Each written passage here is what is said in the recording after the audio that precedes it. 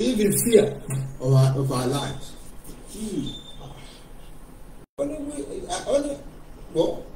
The other senators will tell you, kò sí kankan lára wa tó wà ní tán ti fi marabut threaten. Ìkànnì òun dédé jí láàárọ̀ lórí àwọn ilé marabut tó wà wájú ìta táwọn ọlọ́pàá wà lọ́dọ̀ ẹ̀. Marabut yẹn sọ fún àwọn ọlọ́pàá pé ilé sẹ́nítọ̀ yẹn owó ìjọba tó ń gbé okun bẹ̀ ẹ lọ ṣáàjẹ́ ẹ̀ rí. Bẹ́ẹ̀ ni sọ fún un pé owó ìjọba wà bẹ̀. Gbogbo ọmọ Yorùbá ló ń wò ní bàbá wa wá ká tó ń ṣí àìtó. Ó ní sọ àwọn Fúlàní àwọn ọlọ́pàá dẹ̀ wá lóòótọ́ wọn dẹ̀ wọnú ilé wọn bẹ̀ sí ṣáàjì yàrá wọn ṣáàjì kíchìn wọn ṣáàjì. Ìkan lára àwọn sẹ́nẹ́tọ̀ tó ní ìyàwó ẹ̀yà àwọn ìyá tó bí wọn wà ní ọ̀dọ̀ níjọ́ yẹn tó sì tó wà ní yàrá kan. Òun sọ pé ìyá wa bẹ wọn jẹ káwé ká wọn sílẹ̀kùn bẹ̀ wọ́n méjì wọ́n wo wá bẹ́ẹ̀ tí màmá wà wọ́n wá bẹ́ẹ̀ wọ́n ṣe gbogbo. Yes, that's how Nigeria is being governed. Anybody tó bá rò pé àwọn Fúlàní yẹn ìrọ̀ everything they do is guided by the marabut. Everything they do towards Nigeria is guided. Táwọn pé eléyìí táwọn Nàìjíríà tó máa wò táwọn máa fìyà jẹ wọ́n tó jẹ́ pé in other countries táwọn bá ṣe irú ẹ̀ rálì àti ṣẹlẹ̀ nípa kankan ìlú àti darú kankan rárá o àwa Nàìjíríà máa wò ní ara nǹkan tí àwọn marabut ṣe fún wọn nìyẹn. Bàbá wa bó la wá ti rí gbogbo ní Yorùbá ti rí èdè yẹn àṣà yẹn tán dẹ̀ gbé sínú ọmọ díẹ̀. So ọ̀pọ̀lọpọ̀ nínú àwọn ọmọ Yorùbá fúnra wọn wọ́n wá ọ̀pọ̀lọpọ̀ ẹni tó ń jà fún wọn. Ara ẹ̀ nìyẹn. Ara nǹkan tí irú àwọn táwọn marabut máa ṣe pé Akintoye become unpopular láàrin àwọn tó lòun jà fún ìgbà. Yes. Ara ibi tí ó ti wá nìyẹn.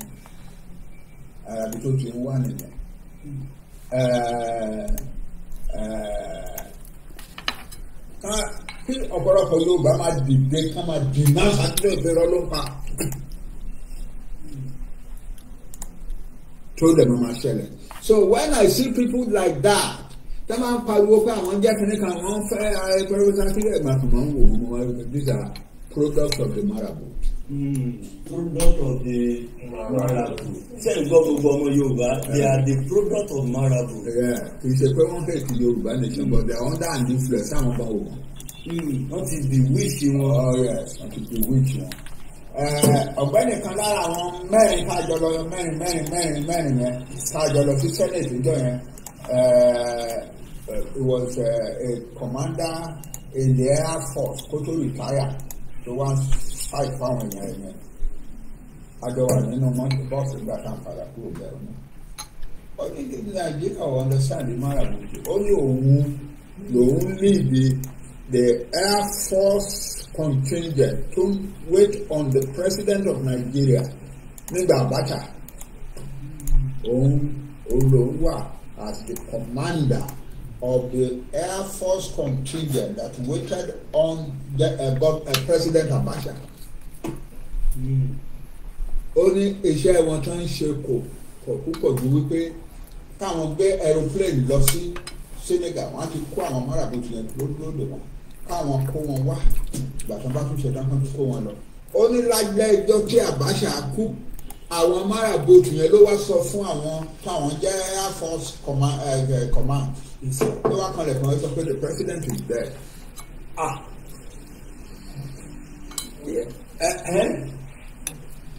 Yeah. Oh yes. Jesus. So that's what we are living with. So ká má bínú síra wa tá a bá gbọ́ ẹni tó ń sọ burúkú ẹni tó sọ pé Yorùbá ṣe é jà fún kankan wọ̀nyẹn àwọn product marabut ni wọ́n yẹn. Gbogbo ọmọ Yorùbá wọ́n ní irú àwọn bẹ́ẹ̀ olóòtú gbogbo ẹ̀ product of marabut. Ẹ jọ̀ọ́ ẹ jẹ́ ká kíyè sọ̀rọ̀ ẹ̀ ká dẹ̀ máa kẹ́ ká kíyè sára Ọlọ́run á ràn wá lọ́wọ́. bàbá wa àfẹ́ dá yín ní because ẹ̀kọ́ yẹn pọ̀ ṣé ọ̀rọ̀ yìí tó ti gbè sínú ọ̀pọ̀lọpọ̀ àwọn èèyàn wa yìí àtọmọ kékeré o òun náà mo sọ̀rọ̀ ìránṣẹ́ Ọlọ́run lẹ́ẹ̀kan tó jẹ́ ọmọ Yorùbá ọba aṣọ tiẹ̀ ìjòyè aṣọ tiẹ̀ gbogbo wọn pátápátá they are operating under the influence of the spiritual influence of the parable. Pé kí Yorùbá máa lójú kán máa unite kán máa bára wọn jà especially ẹni tó bá dìde bí irú Akíntóyè yẹn tó lóun fẹ́ gbà wọn sílẹ̀ kán máa bájà kán kọjú ìjà sí kán máa sọ burúkú nípa ẹ̀. So nígbà tí wọ́n bá ń sọ burúkú nípa ẹ̀ know where it is coming from. Therefore I don't let it touch me. I know where it is coming from. The enemy is engineering my own people against me. So what I do is ignore them and pray for God's protection. That's all. So bó ṣe jẹ́ nìyẹn ẹnìkan Yorùbá very few nations in the world ló wà united between Yorùbá. Absolutely. Then sir, I have travelled in almost every country on earth.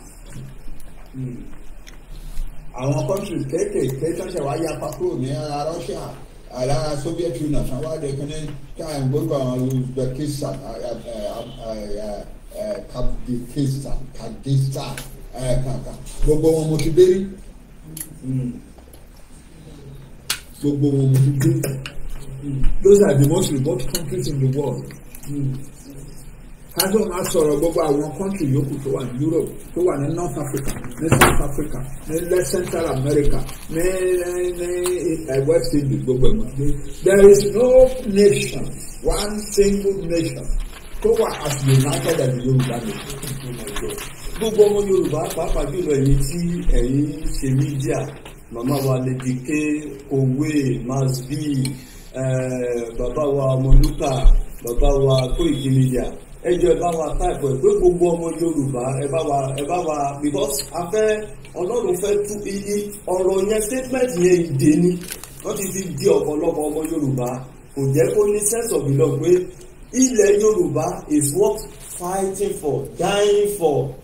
Ọlọ́run ṣe ṣẹ̀dá ènìyàn. Look at the country all over the world. You see Russia fighting for Russia. Ukraine nígbà tí ìjà bẹ́lẹ̀ between Russia and Ukraine àwọn ọmọ Ukraine ọmọ Russia kan wà ní other country they let their country come down láti gba ìjà àwọn ilẹ̀ wọn jà. So báwo ni ti Yorùbá ṣe máa wà except from that? Yorùbá ò wọ̀ yàtọ̀. Ó yàtọ̀. The Yorùbá people are as united, more united than most countries in the world. Yorùbá are united. Ẹgbẹ́ aláṣẹ fẹ́ ẹni Yorùbá òkò ní wọn wò kílómítà ẹni Yorùbá òkò ẹni wá kò. Bàbá wa mo fẹ́ kọ́ ẹnu wá kò ẹnu wá kò.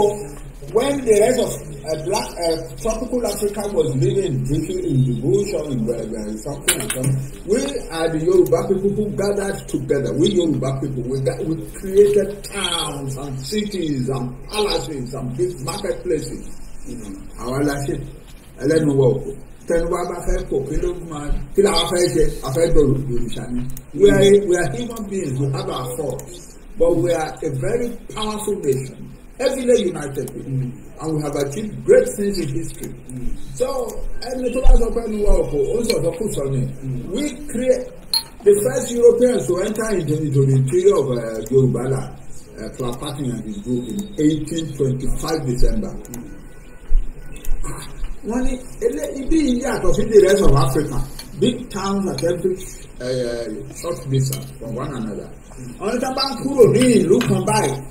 Káàró ìlú yẹn receive lẹ́yìn wọn the noise of another town tún máa down níwájú táwọn máa gbọ́ wọ́n ní tí àwọn òyìnbó kan tó wá sí one of the Yorùbá towns in 1640 ó ní ọjà tí òun wá sí tóun wá sí about 9,000 people ló wà nínú ọjà ìtàn trade nínú ọjà yìí.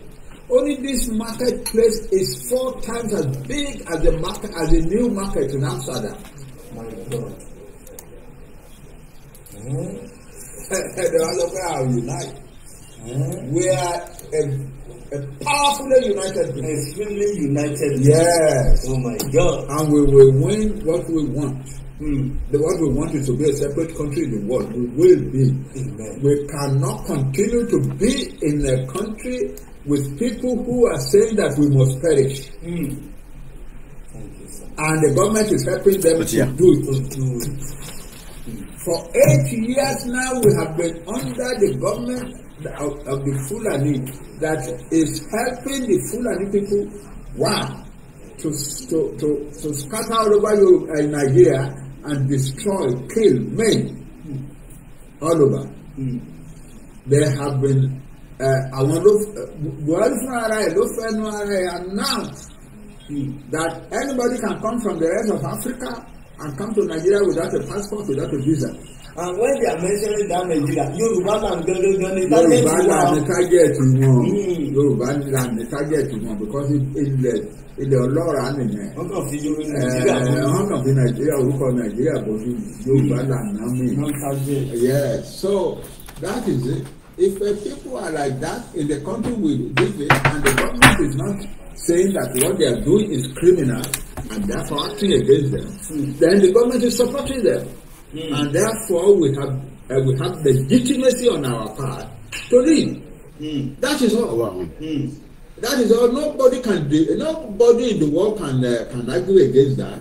That here are people called the Yoruba living in the same country with another people called the Fulani. The Fulani are saying that the Yoruba must perish. Absolutely. And the government is not saying no, what you are saying is criminal and acting against it. Then the Yoruba are free to lead. That's all. And they can't come, they stop war. Nobody can stop us. So bàbá wa ibùn gan torí àwọn Yorùbá gan tẹ̀ ti sọ pé ẹni tí mò ń kóòtù ọ̀rọ̀ ìlẹ́ẹ̀kan tó ní ìgbò Yorùbá ò ṣe jà fún mọ́kànlú bábù wáyà ṣebí Yorùbá náà ló ń jà fún Yorùbá sì ti jẹ lọ pé ọmọ Yorùbá kan ti wọlé sí presidency ló ń sọ yẹn pé ṣebí Yorùbá náà ló ń gbìyànjú àti jà fún ilẹ̀ Yorùbá ọmọ Yorùbá dẹ̀ ti jẹ lọ. Àwọn fún president. Ẹ̀sìn ọmọ Yorùbá ẹgbà kan ń ṣe election àsọfúnra wa àfẹnukonu sọfúnra wa all over the world gbogbo àwọn tá a jà fún self-determination ẹ má dá sí ọ̀rọ̀ politics ẹ má dá sí ọ̀rọ̀ election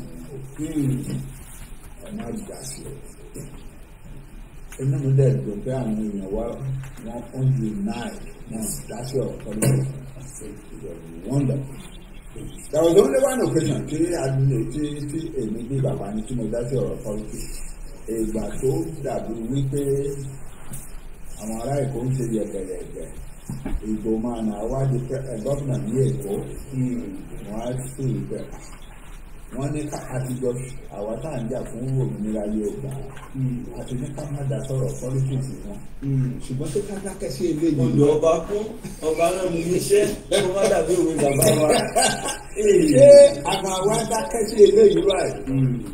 Mo wá pé ọ̀pọ̀lọpọ̀ èèyàn mo bèrè lọ́wọ́ pé ṣé èmi bàbá yín náà mo lè fọkúdọ̀ dákẹ́ kí kálùbọ̀ fún Ìgbò man kó di governor of Lagos State. Ìgbòho ni ọmọ ọ̀dọ̀ náà tó fọgbọ́n ṣe é. Àwọn kan tó fẹ́ máa mi sí tábìlì mi sí. Ọ̀pọ̀lọpọ̀ wá ní bàbá mẹ́ta sí. Ó ní ìsìn tábìlì. So wọ́n fẹ́ kì í statement pé ẹgbọ́ wẹ̀ ní ara ìgbà. Mi ò sọpọ́ọ̀tì pátì kankan o. Ṣùgbọ́n mo sọpọ́ọ̀tì Yorùbá o. Ilẹ̀ Yorùbá máa parun kó má di tààtàn. Bá máa dìbò. Mi ò ní kẹ́ dìbò fún any candidate o. Ṣùgbọ́n tẹ́ ẹ bá máa dìbò ìsọ́ọ̀tì ìwé tó jẹ́ pé Yorùbá pípù ló fi máa kọ̀ǹtólì Èkó àwa lálẹ́ Èkó ẹ má jẹ́ kán gbà lọ́wọ́ wa. Ẹ̀fà bàbá wa èròjà tẹ́ ìjà yẹn Mr. Blika torí àlejò gbọ́dọ̀ máa ṣe olórí ọmọ ilẹ̀ Yorùbá àjèjì. It's a cause. Nigeria is a cause of all Yorùbá. So àwa a ò dá sí ọ̀rọ̀ politics mọ́. Wọ́n yan president. Wọ́n elect the president, thank God, àbúrò mi Bọ́lá Tinubu ni wọ́n yàn. Very good, very very good. Mo dẹ̀ fi congratulated, but mo sọ náà wípé. Ìyẹn dàtún gbọ́ ọ̀bẹ dàtún sí o. Ìyẹn pé Nàìjíríà ò kì í ṣe country ti Yorùbá o. Ẹ ṣeun. Nàìjíríà ò kì í ṣe country ti Yorùbá o. bó ṣe lé ìtọ́ láti bí ọdún mẹ́jọ táwọn rí táwọn Fúlàní wá táwọn pa àwọn èèyàn wá wí hamlet. They have killed 29,000 Yoruba people. They have degraded the confidence of large numbers of 90% Christians that was murdered for their faith worldwide, they were killed in Nigeria. 90%. Okay, so Ben, so àwa ò lè dúró sínú Nàìjíríà o. Ìwọ tó wá di president yóò dá o, because bá a ṣe negotiate pẹ̀lú president tẹ́lẹ̀ tí wọn ò dá wa lóhùn, àmọ́ wípé tá a bá wá negotiate pẹ̀lú ìwọ báyìí wà á dá wa lóhùn because ara wa ni ẹ́. That's all, but we want to leave Nigeria and we are going to leave. You know, Nigeria ò ní legitimacy fáwa mọ́. 1940 amalgamation ti parí láti tọ́. Ó ti parí jọ́tàn tí àwọn máa pa wá. Kì í ṣe pé wọ́n dédé jẹ́ tí wọ́n ń pa ni wọ́n ti sọ́ṣáájú. We are going to kill, maim, destroy. And they came to Igangan. They came to our church, massacre people on Sunday. They came all over Yoruba land. All over Yoruba land. So, our main obligation to be citizens of Nigeria anymore. Nigeria ò ní legitimacy fún àwa Yorùbá mọ́, and we are going to leave Nigeria. It's as simple as that. Lágbára Ọlọ́run. So, another thing àwọn èèyàn sọ pé Yorùbá ò la Yorùbá ṣòro jà fún kankan. Ní 1963. Ẹ máa gbọ́ o. Ní 1963. Torí lẹ́yìn èlé báyìí tá a bá tún gbọ́ lẹ́nu ọmọ Yorùbá kan pé Yorùbá kò ṣeé jà fún ilẹ̀ Yorùbá ò ṣeé jà ọmọ Yorùbá ò ṣeé jà fún kílẹ̀ láàmàdé. Yorùbá làdé máa rẹ̀ ẹsẹ̀ bàbá wa àgbọ̀ yìí. 1963 I was a young man and I was doing research in my Yoruba history. Gbogbo nǹkan tó kàn mí wà ń gbà yẹn was Yoruba wars of the 19th century. Nǹkan tí mo ṣe research lọ́dọ̀ so mo lọ sí gbogbo Yorùbá nílẹ̀ Yorùbá ní Nàìjíríà ní gbogbo Benin Republic Togo etc.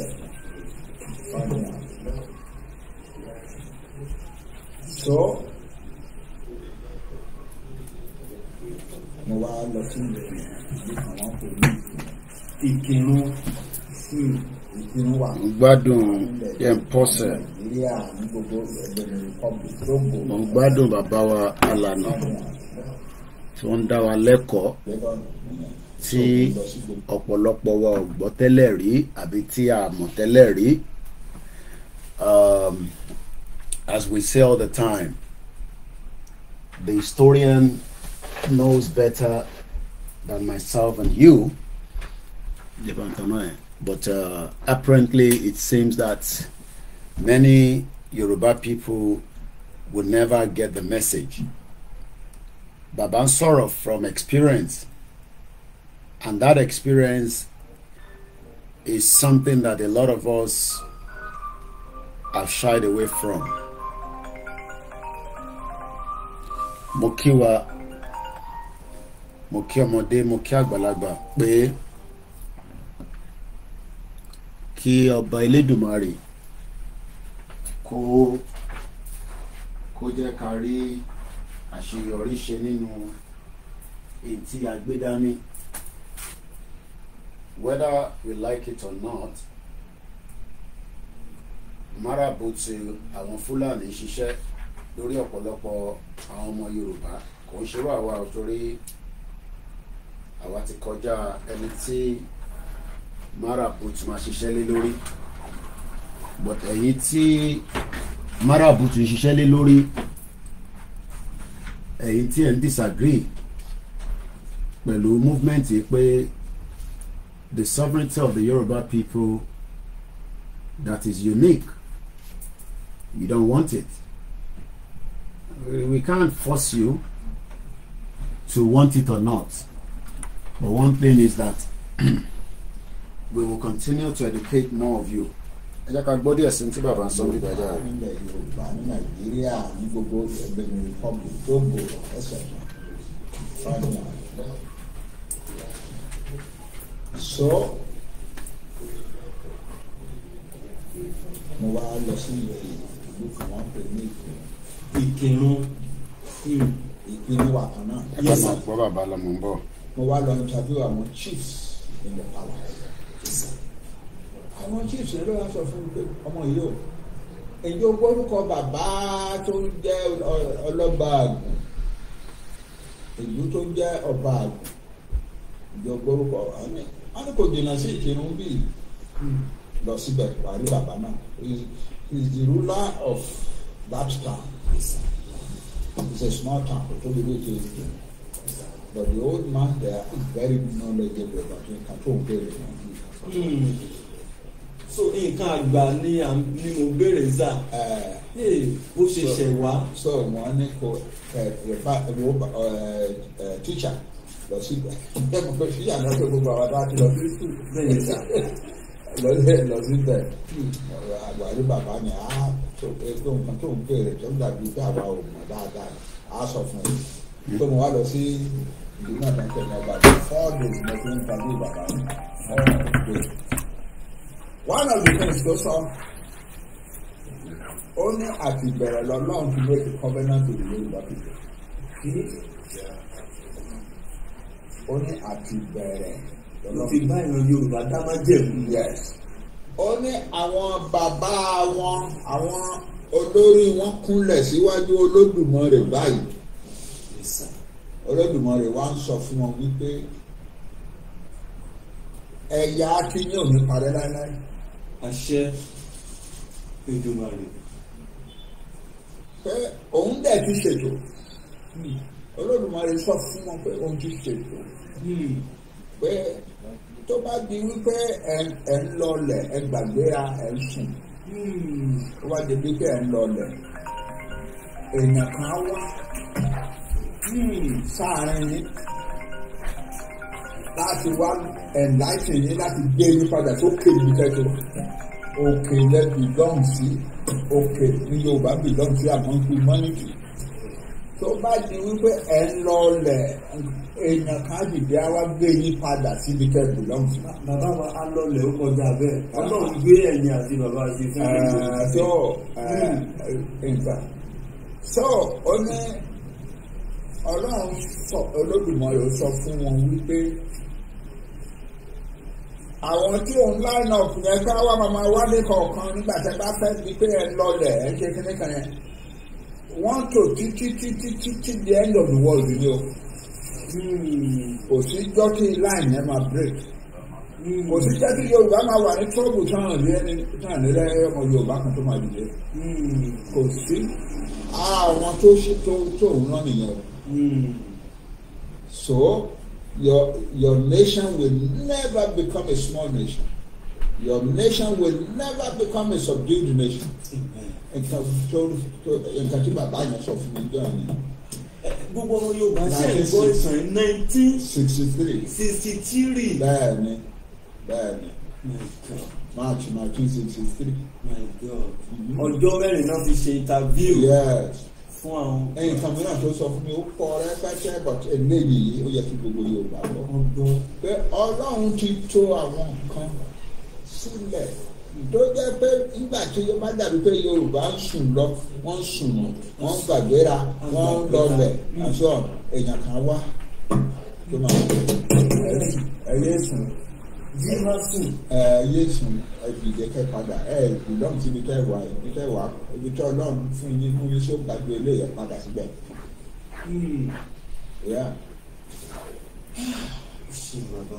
So Kenya kan máa sọ pé Yorùbá unite Yorùbá we are a special people before God. We are a special people. Àmọ́ dúpẹ́ náà fún Bàbá Akintoye ni because a lot of this kind of discussion that Baba is giving us is not something you can buy on the shelf. Many of our Moi Yoruba do not have understanding of intan pẹ̀lú.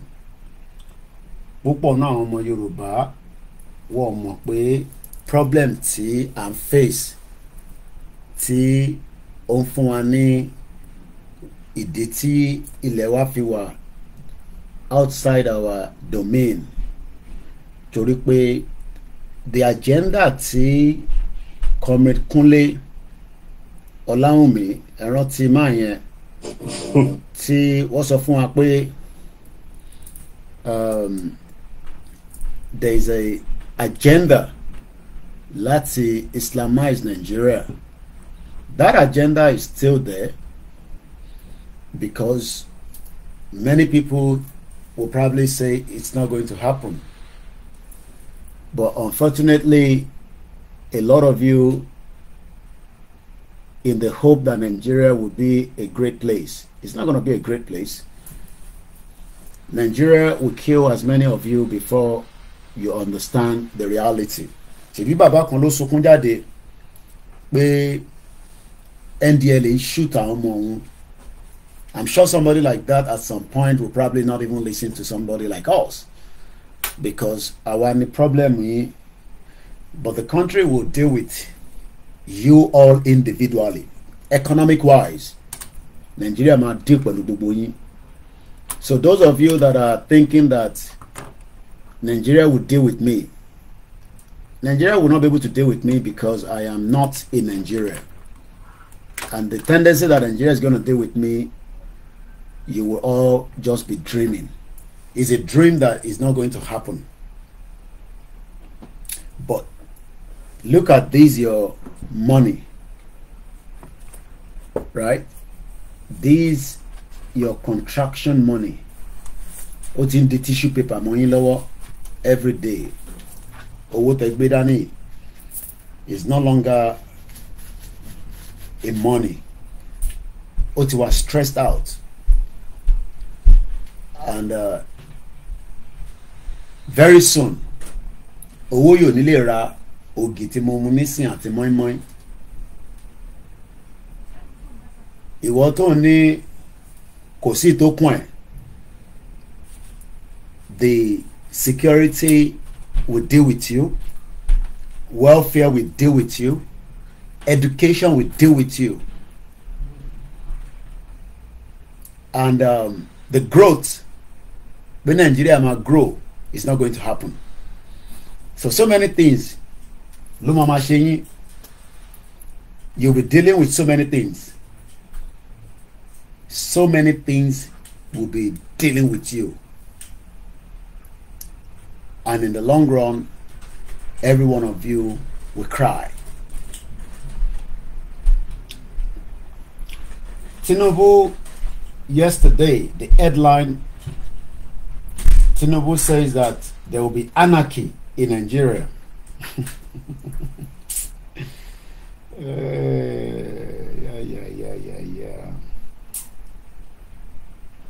Already they've declared state of emergency on food security. So the basic food that I just had some few minutes ago, a lot of you cannot eat it.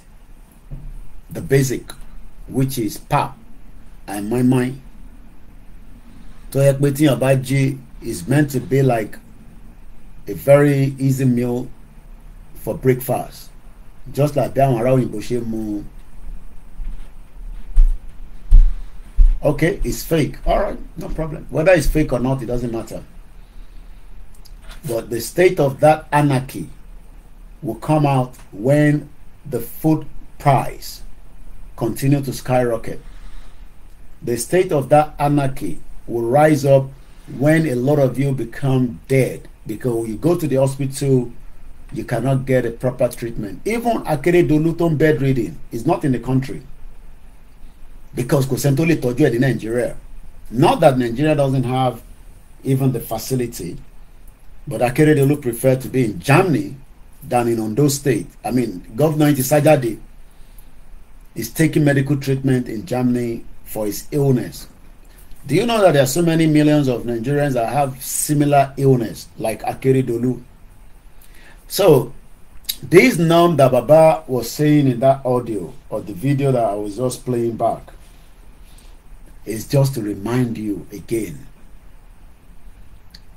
Ìlú tẹ́ fẹ́ràn tẹ́ fẹ́ kúlé lórí tó jẹ́ pé àwa la jẹ́ antagonist ẹ̀yin between Nigeria. Ìlú yẹn máa deal pẹ̀lú yín. Before you get to the UK now, you will pay into your nose. That's even if you get a visa. Kó tó gba visa America, you will pay into your nose. That is even if you get an appointment. So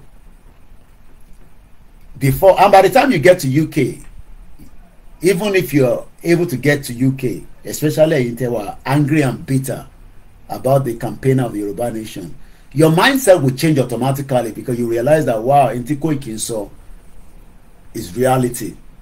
But nítorí pé o ti kúrò nínú rọ̀tìrọ̀tì yẹn, ó ṣì wà nínú rọ̀tìrọ̀tì, so lẹ́kùn ààrẹ lẹ́mìí ààrẹ pé nti mò ń sọ kò ní weight, kò ní any iota of any reason to want to support it. So ìyẹn ló ṣe ń ṣe yín tí ẹ ṣe fi ń sọ pé shut up, come back home, let's fight it together from Nigeria. Nigeria was destroyed from here, at least to some extent, according to Bashigbo. So coming home is not the issue. Trying to fight it from outside so that we can negotiate our way out. Abẹ́mọ̀ pé nígbà tí wọ́n negotiate Nigeria, inú bíbá náà lọ́ti ṣe negotiation yẹn náà. So why then must you tell me to come home? Nígbà tó yẹ pé inú bíbá òun ni wọ́n ti bẹ̀rẹ̀ project Nigeria. Àbí wọ́n gbọ́ yẹn ni, ó gbọ́ tán yẹn rárá, pé inú UK ni wọ́n ti bẹ̀rẹ̀ project Nigeria. So this issue tí ẹ máa ń mú wá ní gbogbo ìgbà pé tá a bá wá sí Nigeria kájọ wá bẹ̀rẹ̀ sí ṣe intemi ṣe, torí pé ó ń dùn ẹ́ pé àwọn parent ò ní foresight láti mú ẹ wá sí UK. Ṣebí parent tèmi ní foresight ni, àbí bẹ́ẹ̀ kọ́? Your own parent does not have the foresight. That's why they kept you in Nigeria.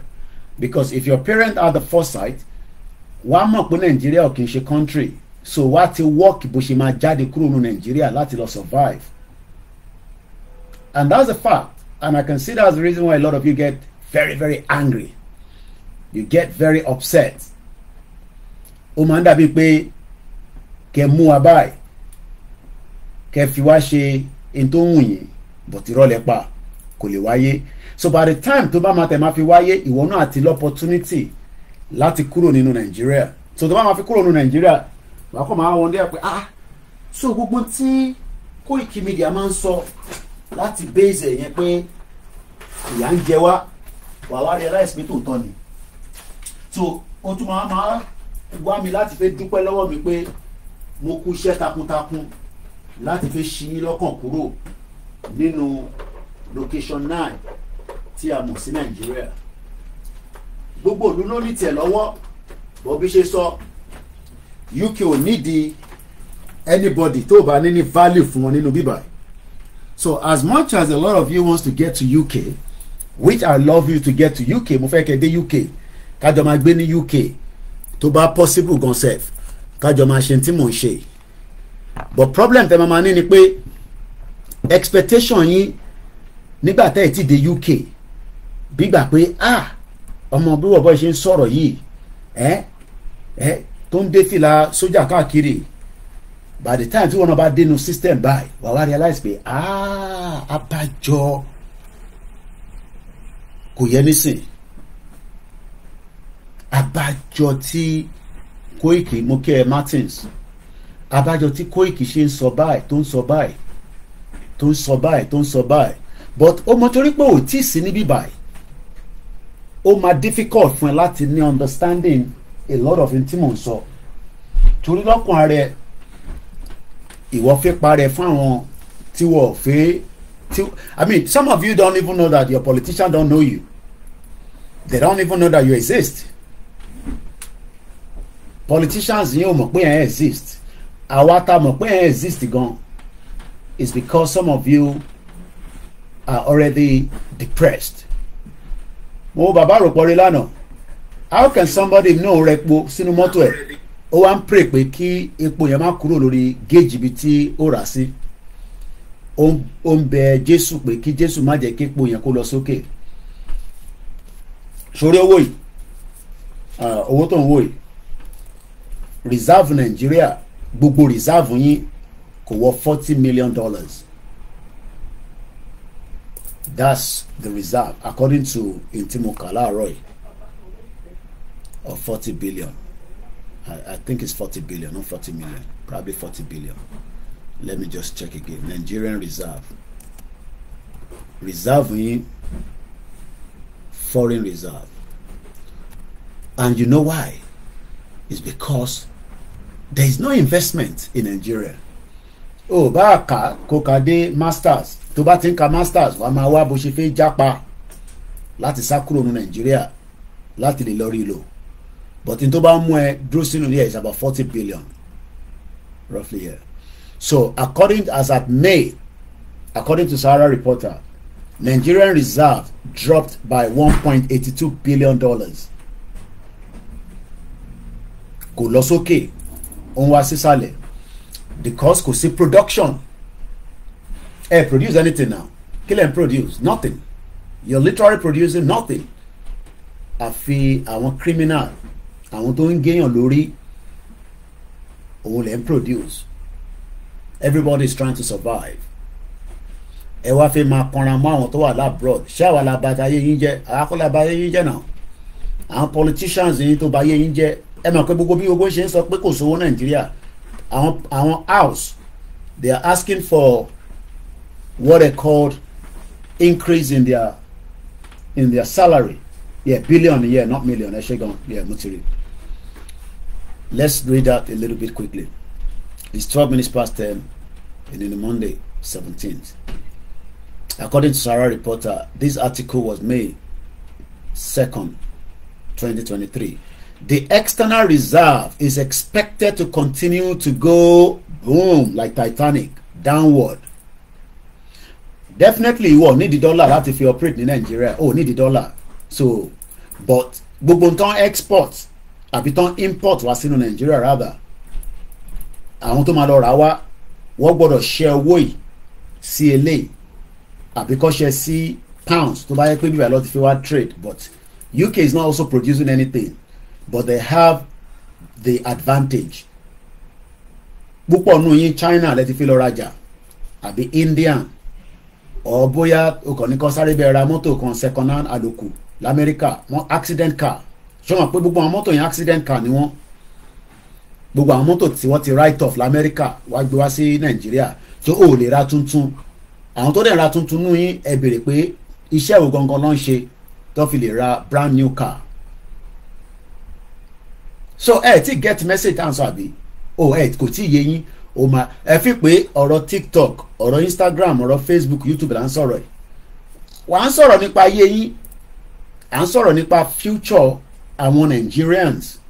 Òun làwọn discuss pé the sovereignty yẹn kò lè support yín. It does not matter how intelligent you are. Tó bá ṣì wà nù Nigeria, ó máa dàbí tissue paper ni. Tó bá ráyè jáde kúrò lọ sí African country, you might be respected. But tó bá yẹ pé nù Nigeria ló ṣì takú sí, tó takú ti Jésù sínú bẹ̀, ó bá ṣàdúrà títí wọ́n ní employ NNPC. Majority of you wants to be oil and gas. Nigerian foreign exchange reserve, foreign exchange, tó bá ti ń gbọ́ foreign, owó èlò ń jẹ́ bẹ́ẹ̀. Àwọn ìlú tó lù wá wọ́n ní huge foreign reserve. Ìyẹn ló ń determine bẹ́ẹ̀ni eléyìí ló ń determine ní economy Nigeria. Màá ṣàlàyé fún ẹ. Tó bá fẹ́ lọ Dubai náà ní púpọ̀ ní máa ń sábà lọ torí bẹ́ẹ̀ náà ni wọ́n máa ń fún ní visa láti lọ. O nídi dọ́là. O bá ní $1 million eléyìí bó bá máa lọ Saudi Arabia, gbogbo ẹ̀yin tẹ́ lọ sí Mecca, wọn ò ní gba náírà lọ́wọ́ yín, dọ́là ló máa gbà lọ́wọ́ yín. So dọ́là tó fẹ́ gbà yẹn o gbọ́dọ̀ lọ change eléyìí sí eléyìí. Kò yẹ o gbọ́dọ̀ lọ change eléyìí sí eléyìí. Púpọ̀ nínú yóò ní wá sí UK torí UK fún yàn kan visa. Tó bá dẹ̀ máa fún ẹ ní visa, máa expect pé a ti increase owó visa wa. Prime Minister wa ló sọ bẹ́ẹ̀ bí kò mo sọ mo kàn bá aṣọ ni.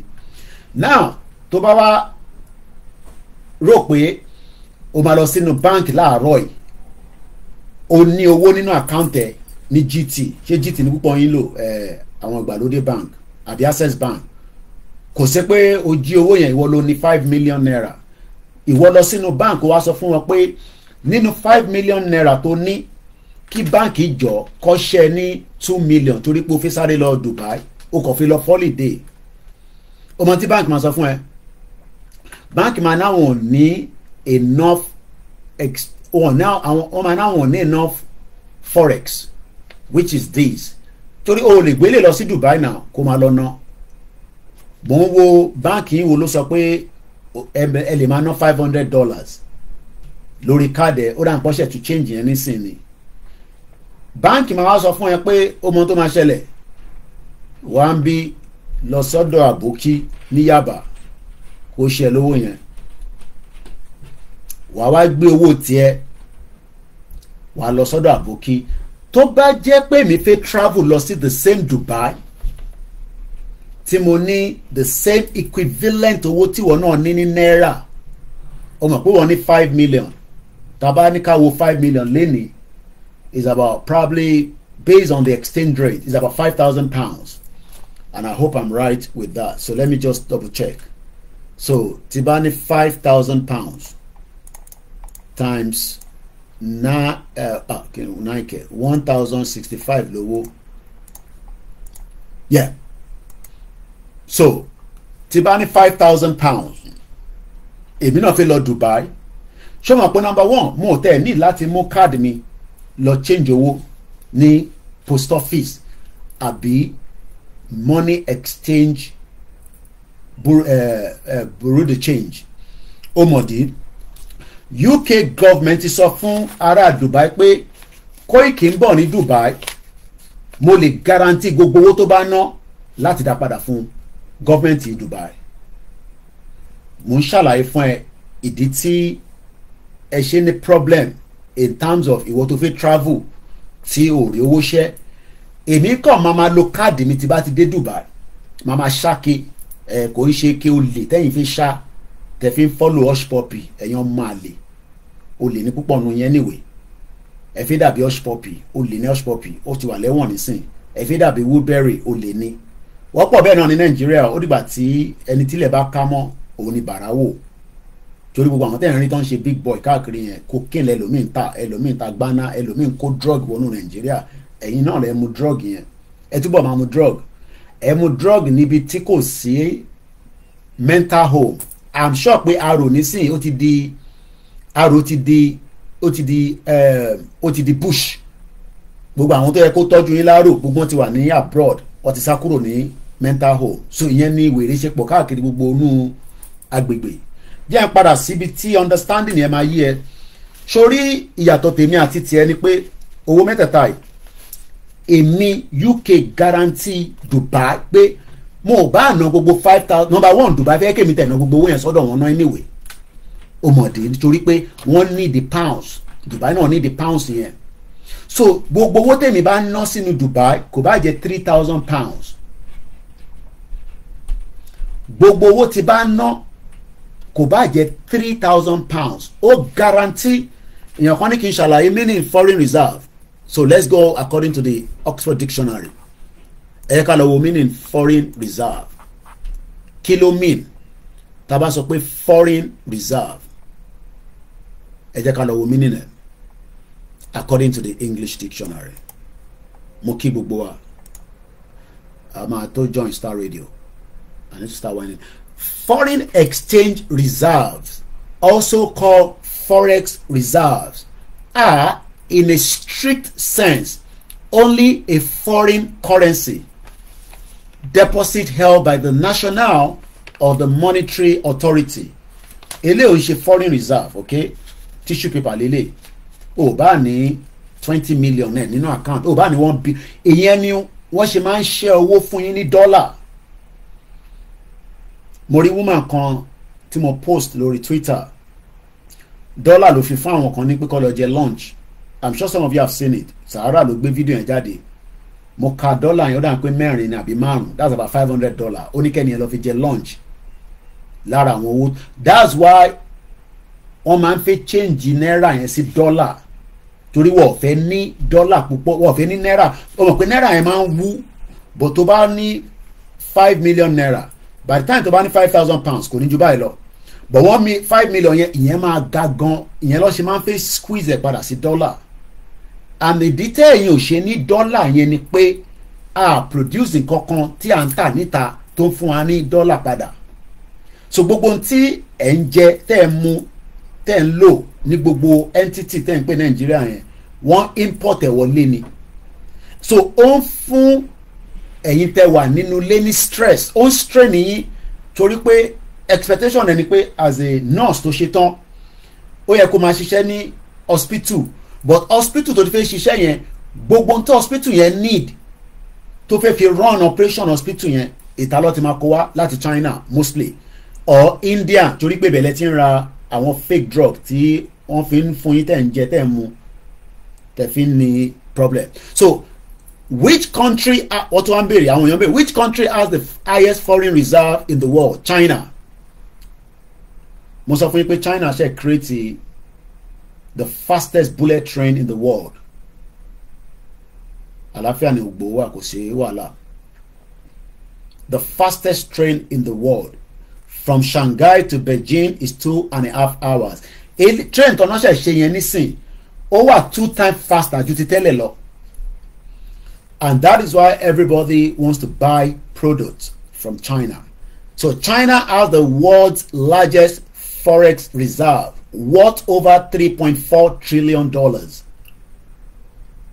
Mokio Mayo as at last year the country reserve have been boosted by its trade surplus ọjà tó ń tà tó bá yẹ pé àwa náà ń tajà síta lójoojúmọ́ tá à ń tajà tó yẹ pé gbogbo yín busy tó yẹ pé tó bá ti jí láàárọ̀ báyìí ó máa wá bó kó dé pé shop kékeré ló rọra ní tí 5 million people ń dé sínú Nàìjíríà lójoojúmọ́ láti ta ni o tó yẹ pé òrè ń rí kíní yẹn tà òrí kíní yẹn tà so àwa dẹ̀ là ń produce just like I told you in a Grand Bazaar ní Turkey the population of àwọn tó ń visit Grand Bazaar yẹn ní Turkey is about àwọn tó ń visit àwọn tourist tó ń visit Grand Bazaar every day every blessed day there is about he has about 4,000 shops nínú ẹ̀ kò tí ì sí gbogbo àwọn tó wà ní agbègbè ẹ̀ Grand Bazaar Istanbul most tourist visited place Grand Bazaar the favorite shopping and sightseeing center of Istanbul Turkey and the world most visited touristic bazaar and financial center continue to attract attention as usual despite being among hundreds of modern shopping malls within the mission. It has undertaken thorough history to the present. Before I details the number I want to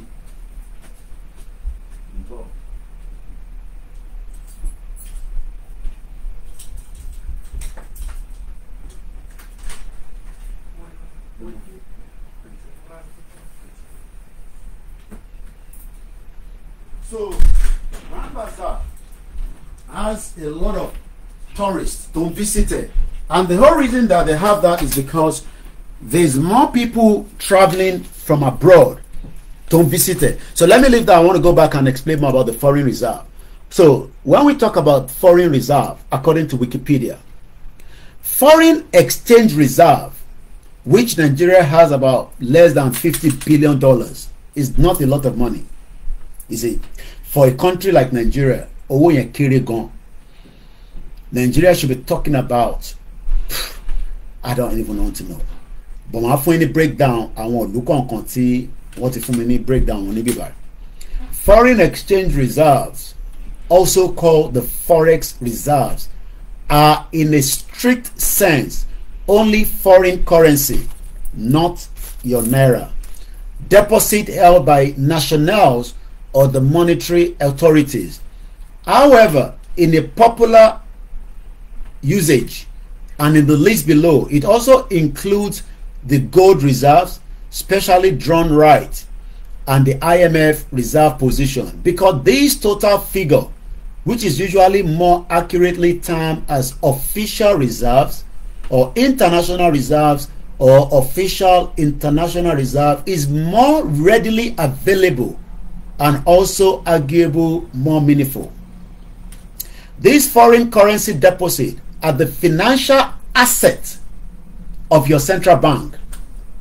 So central bank need a lot of these, nítorí pé gbogbo transaction tí ẹ rí pé nígbà kan àwọn airline Emirates náà wọ́n wá sí Nigeria because Nigeria ò lè guarantee pé àwọn máa sanwó fún wọn padà. Lóòótọ́ ìgbà tí wọ́n máa ra ticket eléyìí ló fi rà, but ṣé Emirates tó fẹ́ gbowó ẹ̀ nísìn ọ̀nà olórúkọ fẹ́ fi gbowó ẹ̀? Mo ń bí ẹ ìwọ tó ra tíkẹ́ẹ̀tì Ethiopia ó fẹ́ sáré lọ African country kan, ìwọ náà fi jápa, ọ̀nà owó ló rò pé wọ́n fẹ́ fi gbowó wọn padà? Ilé lọ need wọn need ilé because ilé is tissue paper. Now ó wá dé stage débi pé wọ́n ti ní bó ṣe máa ń work ẹ̀, whereas maybe every month, I don't know how it works, after tó owó yẹn bá ti accumulate Emirates fẹ́ withdraw owó yẹn jáde, Nigerian government ní no, torí pé Nigeria ò ní enough forex ní reserve wọn. Eventually Emirates, if that's the case, okuku beta kamawa, I think they were able to resolve it. Emefiele sanwó díẹ̀ fún wọn, ó tún bẹ̀rẹ̀ àwọn dẹ̀ need the route yẹn torí pé wọ́n mọ̀ pé ní airline, so ẹni tó ń bọ̀ láti anywhere in the world ó lè lo Emirates láti connect wá sí Nigeria. Emirates tó bá dẹ̀ gbé ẹ láti anywhere ní gbogbo àgbáyé àkọ́kọ́ dèlù tiwọn náà kó tó gbé ẹ dé Nigeria. That's fún ẹni tó ń bọ̀ láti ta. Ìwọ tó fẹ́ gbéra náà tó fẹ́ lọ Egypt, ó fẹ́ lọ Asia, ó wá fẹ́ lọ America, Emirates ló wá bá lọ, ó máa kọ́kọ́ rú ẹ̀ dé ìlú ẹ̀ náà nítorí pé àwọn ló ní airline yẹn. Á gbé ẹ kọ́kọ́ dé Emirates, wà wá bọ́lẹ̀, wọ́n máa ń pè ní stop over. It could be 2 hours, it could be 3 hours. Tó bá ti wá ṣe stop over yẹn, wà wá ṣe wá connect pẹ̀lú another airline, another aircraft, ìyẹn wá máa continue journey yẹn lọ. The question you should then ask yourself is, gbogbo ilé tó wá ń lọ báyìí nísìn tó ń rotate báyìí, ọ̀nà wo ni wọ́n fẹ́ mú nínú ẹ̀ tí Nàìjíríà máa fi jẹ́ kó prosper? Because a lot of you are guiding and supporting these criminal politicians that knows how things are operating around the world, but what refuse láti má jẹ́ kẹ́yìn cooperate fún ẹ̀yin. Even up to the internet services, they've made it like it's a big deal. It's because your country tí ẹ nífẹ̀ẹ́ kò nífẹ̀ẹ́ yín rárá. And these are the countries that have reserve. Quickly, I'm going to mention them at 10:30. China, like we said earlier, as at May this year, kódà ó tún lọ́lẹ̀ díẹ̀ ni, because the red pointer is going down. China has, like we say, 3.3 trillion. Japan has 1.2 trillion. Switzerland has 898. India has 596.280. Russia needs 583. You can work it out in billions. Taiwan needs 562 billion. South Korea needs 421. Now, ẹ jẹ́ ká dúró lórí South Korea. Ṣó mọ̀ pé South Korea tó ń sọ yẹn, àwa àti wọn lájọ wà ní the same par some years back. Ìyẹn ìlú tó ń pè ní South Korea. Wà á ti máa gbọ́ South Korea, South Korea. Àwọn máa ń dàbí òmìnir báyìí ni wọ́n, their children don't need to travel out of the country. Mo kí ẹ bí yẹmí. Wọ́n ní láti kúrò nínú ìlú wọn. In tó bá mú ọmọ South Korea jáde kúrò nínú ìlú ẹ̀, ó lọ holiday ni. Just as we met them the other day, àwọn fine girls tí mo pàdé ní Tottenham tó wá wo football. tí wọ́n bá sọ fún mi pé Nàìjíríà ń ṣiṣẹ́ fún ẹ lọ gba visa kó wá wo Wizkid ní on the 29 mo sọ fún ẹ pé mi máa wà níbẹ̀ lágbára Ọlọ́run kọ́lọ́n kó ṣọ́wá dìgbà yẹn lọ sí visa kó fill application yẹn lọ́sàn-án yìí kó sọ pé UK mo fi lọ wo Wizkid ọmọ Nàìjíríà ni and àmìlẹ̀ ìjọ ọmọ Commonwealth kódà pẹ̀lú owó tó dé l'account lọ apply fún visa láti wọ UK ṣé o mọ̀ pé ọmọ South Korea kò ní need visa láti wọ UK but ní as at time tí South Korea ń go through the same problem táwa náà ń go through gbogbo population South Korea lénìí kò pé 60 million kò pé 55 million gbogbo population wọn is just under 51.96 million and they have about 500 and something billion in their foreign reserve. That means pé ọmọ South Korea tó fẹ́ land sí UK wọ́n mọ̀ pé ń bọ̀ wá náwó ni.